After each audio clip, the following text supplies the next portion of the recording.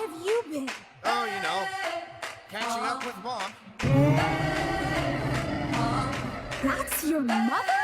Well, now you know where I get my dramatic flair. Do you really have 1 minute for God?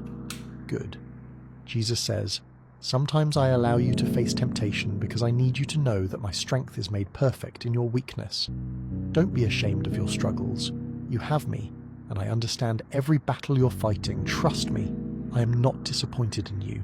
My grace is sufficient for you, and my mercy is new every morning.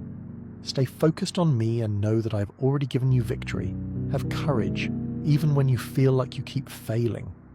You know that I can break every chain. Flee from temptation and draw near to me. Create in you a clean heart and renew a right spirit within you. Fix your eyes on things above, not on earthly things.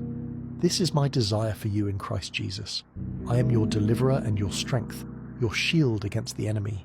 I never condemn you, my child, and I will always help you overcome. Amen. Comment Amen if you agree, and send this to the first person God puts on your mind. In Jesus' name, Amen.